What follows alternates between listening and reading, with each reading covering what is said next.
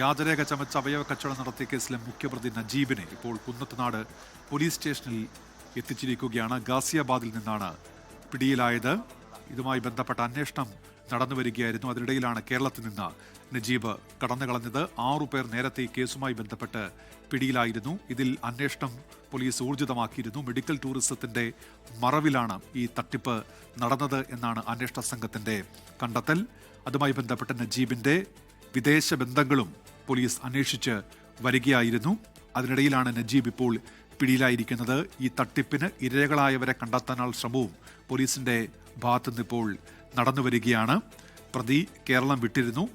Police അന്വേഷണത്തിന്റെ ഭാഗമായി ഇപ്പോൾ പ്രതിയെ ഗാസിയാബാദിൽ നിന്ന് പിടികൂടി കേരളത്തിൽ എത്തിച്ചിരിക്കുകയാണ്. കുന്നത്തുനാട് സ്റ്റേഷൻ പരിധിയിലാണ് ഇതുമായി ബന്ധപ്പെട്ട 2 കേസുകൾ നിലവിൽ രജിസ്റ്റർ ചെയ്തിരിക്കുന്നത്.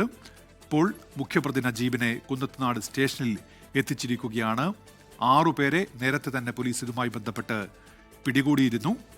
അതിന് പിന്നാലെയാണ് അന്വേഷണം വ്യാപകമാക്കിയത്. മുഖ്യപ്രതി നജീബിനായി നജീബിനെ ഇപ്പോൾ അറസ്റ്റ് ചെയ്ത് കുന്നത്തുനാട് സ്റ്റേഷനിൽ ഇപ്പോൾ എത്തിച്ചിരിക്കുകയാണ്. ഗാസിയാബാദിൽ നിന്നാണ് നജീബിന് അന്വേഷണ സംഘം കസ്റ്റഡിയിൽ എടുത്തത്. ഇനി വിശദമായി ചോദ്യം ചെയ്യും. വ്യാജരേഖ ചമച്ച് അവയവദാനവുമായി ബന്ധപ്പെട്ട് തട്ടിപ്പ് നടത്തി എന്നതാണ് കേസ്. പ്രതി നജീബ് ഇപ്പോൾ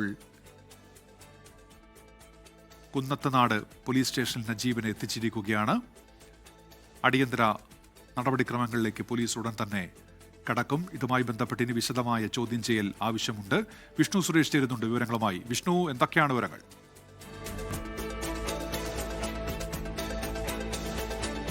ഉന്മേഷ്, അല്പസമയം മുമ്പാണ് ഈ കേസിലെ പ്രധാനപ്പെട്ട പ്രതി നജീബിനെ ഇപ്പോൾ അന്വേഷണ സംഘം ഈ കുന്നത്തുനാട് പോലീസ് സ്റ്റേഷനിലേക്ക് എത്തിച്ചത്. ഗാസിയാബാദിൽ നിന്നാണ് നജീബിനെ പിടികൂടിയത്. ഈ കേസിൽ ഇതുവരെ അറസ്റ്റിലായവരുടെ എണ്ണം 7ആയി. ഈ കേസിലെ മാസ്റ്റർ ബ്രെയിൻ എന്ന് പോലീസ് കരുതുന്നത് നജീബാണ്. അതായത് ഈ അവയവ കച്ചവടത്തിന് വേണ്ടി വ്യാജരേഖകൾ, അത് MLA-മാരുടെ, MP-മാരുടെ, പോലീസിന്റെ, ജഡ്ജിമാരുടെയൊക്കെ വ്യാജ സാക്ഷിപത്രങ്ങൾ തയ്യാറാക്കി ഈ അവയവ കടത്ത് നടത്തിയതിന്റെ ഒരു മാസ്റ്റർ ബ്രെയിൻ നജീബ് എന്നാണ് പോലീസിന്റെ വിലയിരുത്തൽ. നജീബ് ഈ കേസെടുത്തതിന് പിന്നാലെ ഒളിവിൽ പോയിരുന്നു.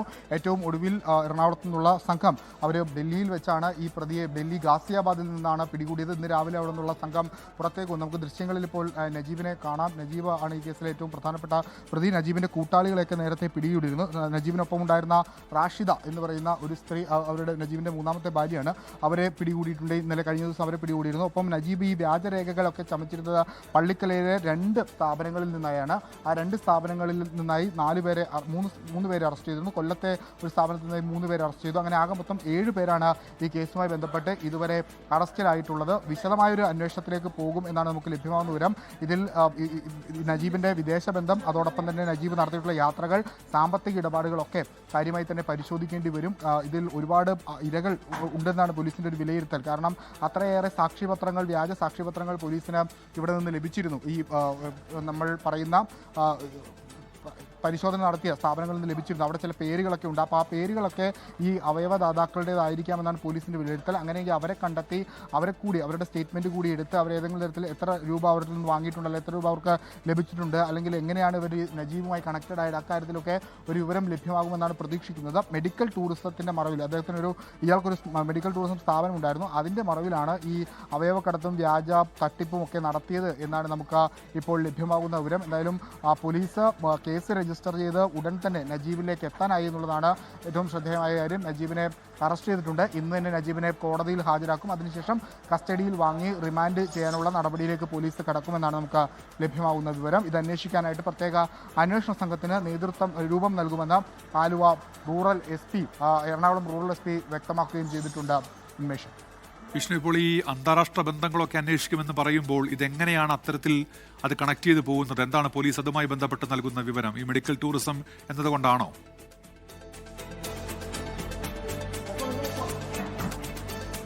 ഉന്മേഷ്, ഇയാളുടെ യാത്രാ പരിശോധന അതുമായി ബന്ധപ്പെട്ട കാര്യങ്ങളൊക്കെ വിശദമായി കണ്ടപ്പോഴാണ് ഇയാൾ വ്യാപകമായി ഇത്തരത്തിൽ വിദേശത്തേക്ക് യാത്ര പോയിട്ടുണ്ട്, അല്ലെങ്കിൽ അത്തരം വിവരങ്ങൾ പോലീസിന് ലഭിച്ചത്. അത് ഈ അവയവക്കടത്തിന് വേണ്ടിയിട്ടാണോ, അല്ലെങ്കിൽ അത്തരം ബന്ധങ്ങൾ ഉറപ്പിക്കുന്നതിന് വേണ്ടിയിട്ടാണോ എന്നുള്ളത് ഏറെ ശ്രദ്ധേയമാണ്. അത് പാസ്പോർട്ട് പരിശോധിച്ച് ഏതെല്ലാം രാജ്യങ്ങൾ സന്ദർശിച്ചിട്ടുണ്ട് എന്നൊരു വ്യക്തത വരേണ്ടിയിരിക്കുന്നു. അതിലൊരു പ്രധാനപ്പെട്ട കാര്യമുള്ളത്, നേരത്തെ നെടുമ്പാശ്ശേരിയിൽ ഒരു അവയവക്കടത്ത് നടന്നിരുന്നു. ഇറാൻ കേന്ദ്രീകരിച്ചാണ് ആ അവയവക്കടത്ത് നടന്നത്.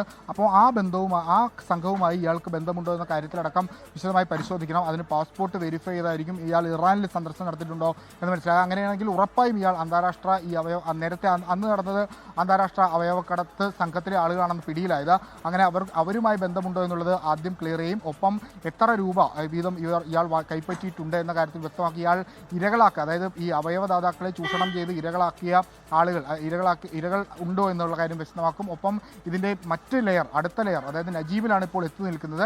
നജീബിന് മുകളിലുള്ള ലെയർ ആരാണ് എന്ന കാര്യത്തിലൊക്കെ വിശദമായ അന്വേഷണം ഉണ്ടാകുമെന്നാണ് നമുക്ക് ലഭ്യമാവുന്നത്. നജീബിനെ ചോദ്യം ചെയ്യുന്നതിൽ ഏറെക്കുറെ ചിത്രം ഇതുമായി ബന്ധപ്പെട്ട് തെളിഞ്ഞു വരും എന്ന പ്രതീക്ഷയാണ് അന്വേഷണ സംഘത്തിന് ഉള്ളത്. പ്രത്യേക അന്വേഷണ സംഘം രൂപീകരിച്ച് പരിശോധനയിലേക്കും അതോടൊപ്പം വിശദമായ ചോദ്യം ചെയ്യലിലേക്കും ഒക്കെ കടക്കാനാണ് നിലവിൽ തീരുമാനിച്ചിട്ടുള്ളത്. ഇപ്പോൾ റിമാൻഡിലുള്ള ആളുകളെ കൂടി കസ്റ്റഡിയിൽ വാങ്ങി ചോദ്യം ചെയ്യും.